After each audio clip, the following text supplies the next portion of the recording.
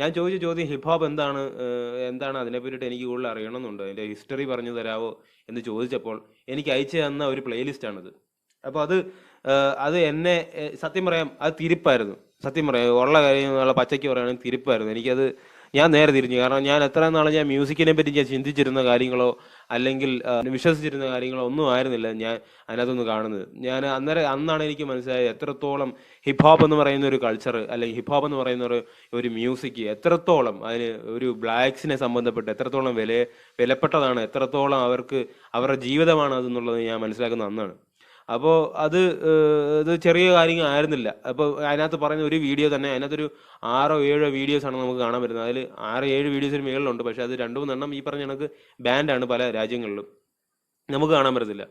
അപ്പോൾ അത് കാരണം ഞാൻ VPN വരെ ഇട്ട് നോക്കി കേട്ടോ. VPN വരെ ഇട്ട് നോക്കി, ഞാൻ എടുത്ത് നോക്കിയിട്ട് പോലും എനിക്കത് കിട്ടിയിട്ടില്ല.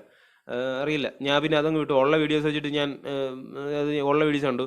ഒരു വീഡിയോ തന്നെ ഒരു മണിക്കൂറിനടുത്തുണ്ട് ഒരു വീഡിയോ തന്നെ. അപ്പം ഞാൻ കഷ്ടപ്പെട്ട് ബുദ്ധിമുട്ടി ഞാൻ ഇരുന്ന് ഫുള്ള് കണ്ടു. കാരണം അത് എന്താണെന്ന് അറിയണം എന്നുള്ളത് ഉള്ള ഒരു സാധനമുള്ളതുകൊണ്ട് ഞാൻ ഫുള്ളിരുന്ന് കണ്ടു.